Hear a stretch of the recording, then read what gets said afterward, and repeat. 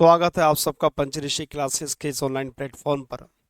हम लोग लगातार दिल्ली पुलिस, यूपी पुलिस, पेट सहित सभी एक दिवसीय परीक्षाओं की तैयारी कर रहे हैं और उस परीक्षाओं की तैयारी के अंतर्गत मध्यकालीन भारत के इतिहास का अध्ययन कर रहे हैं।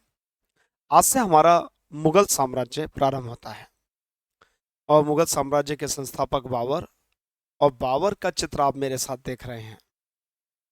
यही व्यक्ति था बाबर। हालांकि बहुत संघर्षपूर्ण जीवन रहा। मात्र 11 वर्ष की अवस्था में गद्दी पर बैठा, अपने चाचा अहमद मिर्जा से लड़ता रहा और एक स्थान जिसका नाम था समरकंद, और समरकंद को जीवन भर प्राप्त करने की इच्छा रखा रहा, लेकिन प्राप्त हो नहीं पाया। मालूम पड़ा कि मेरे पूर्वज यानी कि तैमूर ने कभी भारत पर आक्रमण किया था, और इस बात से प्रभावित होकर ये पहुंचता है भारत में। हालांकि दौलत खान लोधी ने इसको आमंत्रित किया था, और कुछ लोग कहते हैं कि राणा संग्राम सिंह यानी कि राणा सांगा ने आमंत्रित किया था।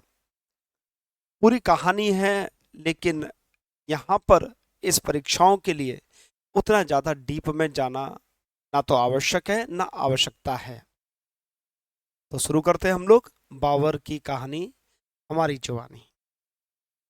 बाबर जन्म होता है 14 फरवरी 1483 को। 14 फरवरी 1483 को जन्म होता है।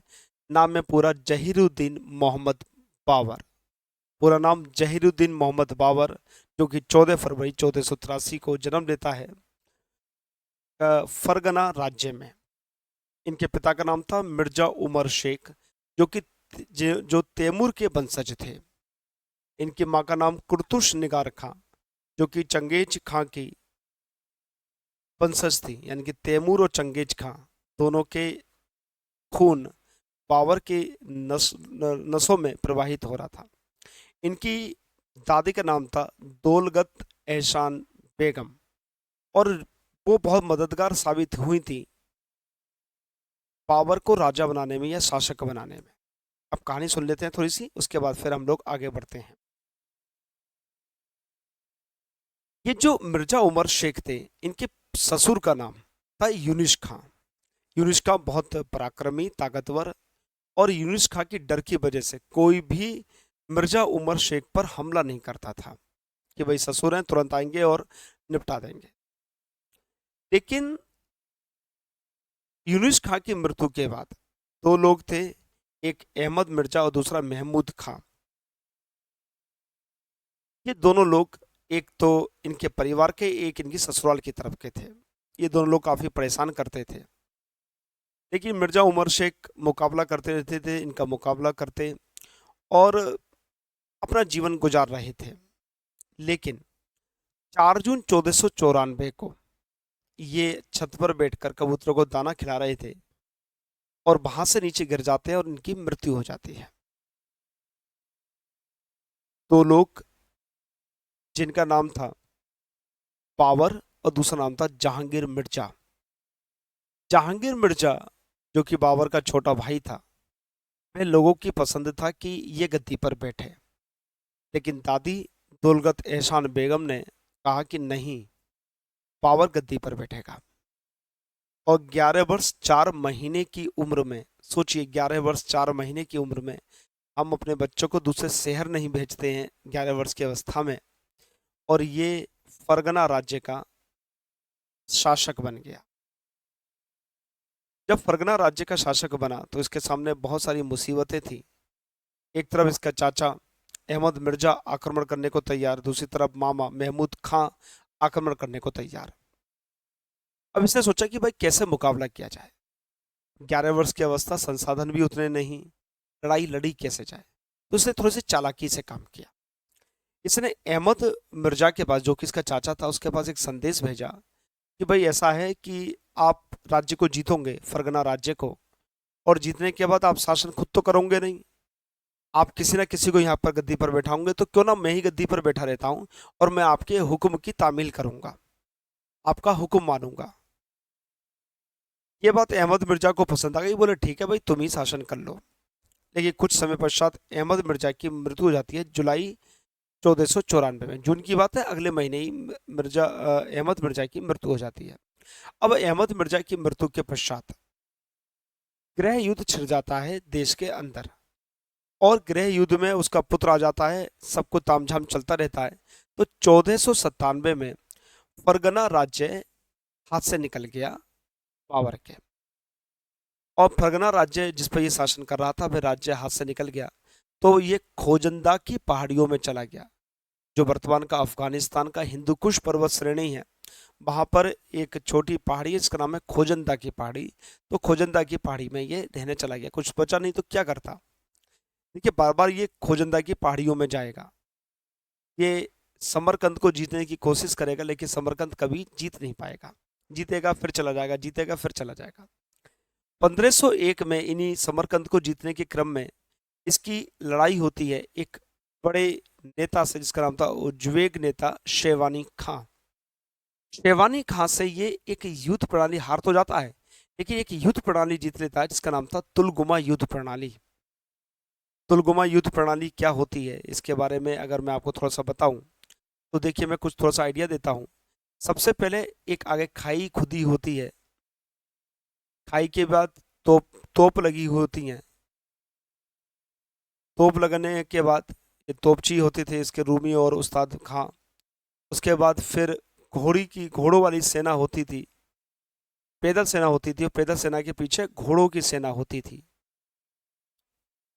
उसके पीछे सेनापति, और सेनापति के पीछे बाबर खड़ा होता था। दो तरफ, एक तरफ सेना रिजर्व रखी जाती थी हुमायूं के अंडर में, और एक तरफ सेना रखी जाती थी अपनी दामाद के अंडर में, जो इसकी बेटी थी गुलबदन बानो बेगम, उसके पति के अंडर में। ये लोग जब सीधे सीधे आक्रमण किया करते थे तो ये साइड से आकर उसको पीछे से घेरते थे, इस तरह आकर पीछे से घेरते थे, दाहिनी और बाईं तरफ से आकर पीछे से घेरते थे, और फिर दोनों साइड से सेना घिर जाती थी, विपक्षी सेना, और वो पराजित हो जाती थी। ये कहलाती है तुलगुमा युद्ध प्रणाली। इस युद्ध प्रणाली को बनाया था शेरवानी खां ने, और युद्ध में जब पराजित हो गया बाबर, लेकिन उसने तुलगुमा युद्ध प्रणाली सीख ली शेरवानी खां से। 1504 में इसने काबुल पर अधिकार कर लिया। इसमें लिखा हुआ देखिए, काबुल के लोग इसे मस्त कलंदर कहा करते थे।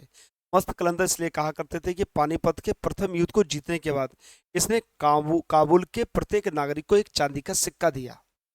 काबुल के प्रत्येक नागरिक को चांदी का एक सिक्का दिया था, इसलिए वहां के लोगों ने इसको मस्त कलंदर कहना शुरू कर दिया। पानीपत के प्रथम युद्ध में जब इब्राहिम लोदी को पराजित करेगा दौलत खान लोदी के आमंत्रण पर, तब एक एक चांदी का सिक्का देगा ये, इसलिए उसको कहा गया मस्त कलंदर। प्रश्न यहां से बन जाएगा कि मस्त कलंदर मध्यकालीन भारत के इतिहास में किसको कहा जाता है?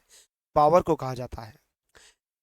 6 मार्च 1508 की तारीख, बेगम थी तीसरी महम, उनसे हुमायूं का जन्म होता है। इनके 4 पुत्र थे, एक पुत्री थी। पुत्र थे हुमायूं, कामरान, अस्करी और हिंदाल, और एक पुत्री थी गुलबदन बानो बेगम। ठीक है। अब ये समरकंद को जीतना चाहता था, लेकिन समरकंद पर बैठा हुआ था शेरवानी खां।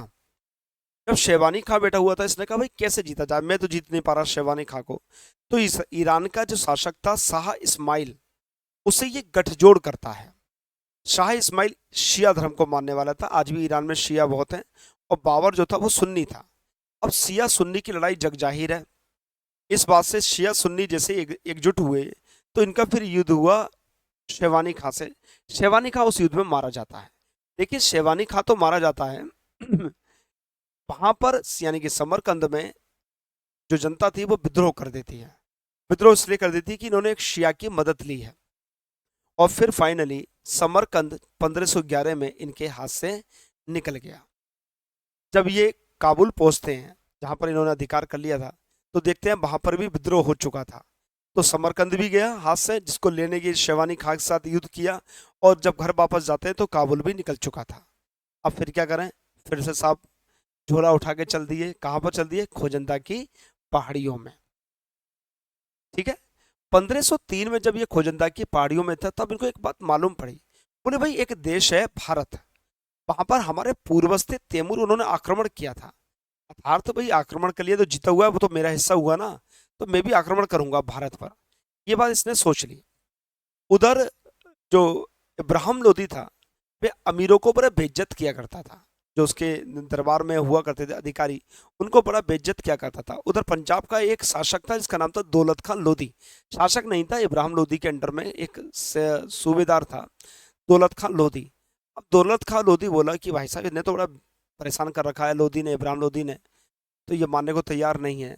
तो इन्होंने क्या करा कि भाई बाबर को रिक्वेस्ट भेजी, एक फ़ोन करा कि हेलो भाई साहब। बोले क्या? बोले यार ये इब्राहिम लोदी बहुत परेशान कर रहा है, प्लीज़ अटैक कर दो। बाबर तो इंतजार में बैठा हुआ था। बाबर ने एक संदेश भेजा था इब्राहिम लोदी को कि भाई हमारी पराजय स्वीकार कर लो। उधर से इब्राहिम लोदी ने भी भाई मांडवाली करने के रूप में उस दूत को एक चिट्ठी लेकर भेज दिया। अगर दूत पहुंच जाता बाबर के पास तो दोनों के बीच में मांडवाली हो जाती।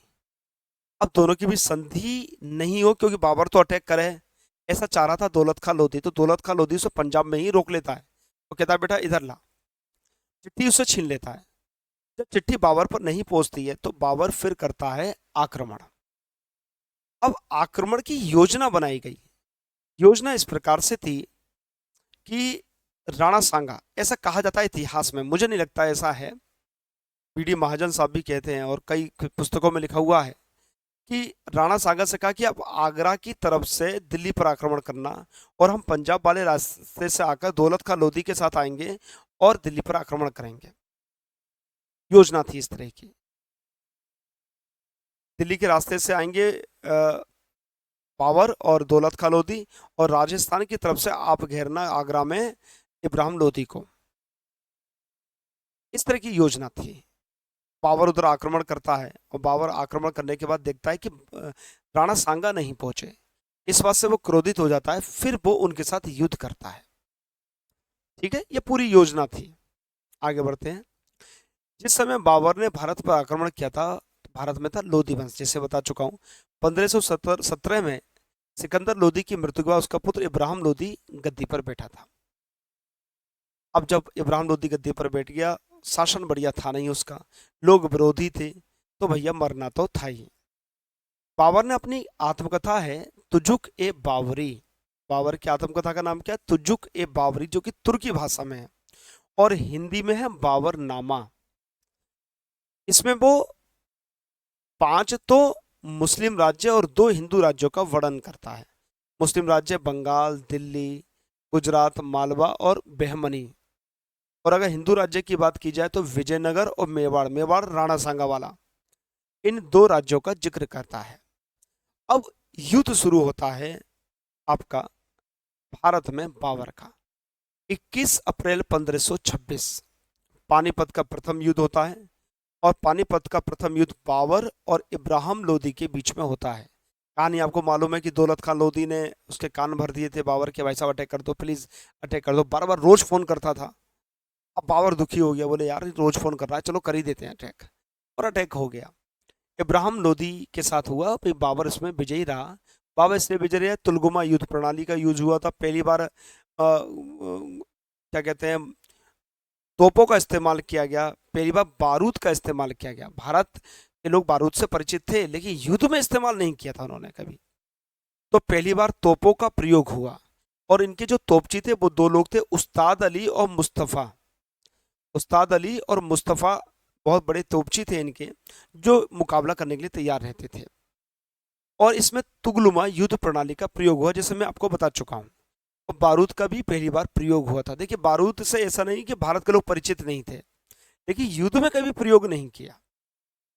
ठीक है, वो तो तलवार उठाई, चल भैया। बाबर कहता भी है कि राजपूतों पर युद्ध लड़ना आता है, लेकिन जीतना नहीं आता। युद्ध लड़ना, बस तलवार निकाली कि मरते दम तक हम तुम्हारा मुकाबला करेंगे। टेक्निक से, प्लानिंग से काम नहीं करते थे। शूरवीर थे, बहादुर थे, लेकिन टेक्निक नहीं थी, टेक्नोलॉजी का प्रयोग नहीं करते थे। अब पानीपत के प्रथम युद्ध के बाद होता है एक युद्ध, बयाना का युद्ध। हालांकि इतिहास में इसका जिक्र कम मिलता है। बयाना जो कि वर्तमान का भरतपुर है, सितंबर अक्टूबर 1526 को ये युद्ध होता है राणा सांगा और बाबर के बीच में। मालूम पड़ा था, आप लोगों को बताया मैंने कि प्लानिंग एक थी, राणा सांगा पहुंचेगा आगरा और आगरा के रास्ते से दिल्ली आएगा, हम दिल्ली पर अटैक करेंगे। लेकिन राणा सांगा ने अटैक नहीं किया, तो ये खिंचा गया, बोले साहब अटैक करेंगे, अब हम राणा सांगा को भी निपटाएंगे। तो बयाना का युद्ध होता है राणा सांगा और बाबर के बीच में, 1526 की तारीख है, जिसमें राणा सांगा विजयी रहते हैं। अब जब राणा सांगा विजयी रहते हैं तो ये खिसिया गया, इसने फिर अगले साल यानी कि 1527 में फिर से आक्रमण किया संग्राम सिंह यानी कि राणा सांगा के ऊपर, जिसको कहा जाता है खानवा का युद्ध। राजस्थान में एक रूपगढ़ तहसील है, वहां पर खानवा नामक स्थान में, वहां पर युद्ध होता है खानवा का युद्ध, महाराजा संग्राम सिंह यानी कि राणा सांगा और बाबर के बीच में। और इस युद्ध में बाबर विजयी रहता है और बाबर विजयी होने के बाद गाजी की उपाधि धारण करता है। गाजी की उपाधि, गाजी होता है हिंदुओं का संहार करने वाला। हेमू को मारने के बाद अकबर ने भी गाजी की उपाधि धारण की थी। गाजी होता है हिंदुओं का संहार करने वाला।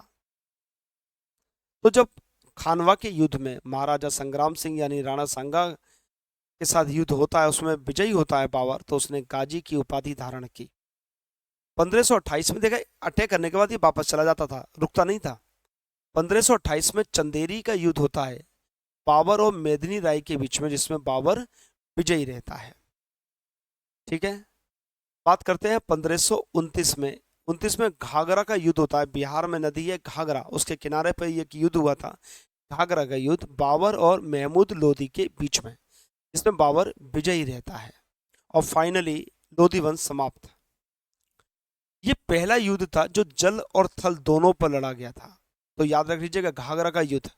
घाघरा का युद्ध पहला युद्ध है जो जल और थल दोनों पर लड़ा गया था, और यह बाबर का अंतिम युद्ध था। बाबर का अंतिम युद्ध था। 26 दिसंबर 1530 को 26 दिसंबर 1530 को बाबर की मृत्यु हो जाती है। बाबर को नूर ए अफगान आरामबाग, जो कि आगरा में है, आगरा के पास में है, वहां पर दफनाया गया था। लेकिन बाद में इनकी, पहले दफना दिया, बाद में इनकी वसीयत पड़ी और वसीयत में लिखा कि मुझे तो काबुल में दफनाना। बोले अरे ये क्या कर दिया हमने, हम तो यहाँ दफना चुके हैं अब। फिर उनको निकाला गया और निकालने के बाद फिर उनको काबुल में दफनाया गया। यानी कि पहले शासक है जिनको दो बार दफनाया गया, एक बार आरामबाग में नूर ए अफगान में, दूसरा काबुल में जाकर इनको दफनाया गया।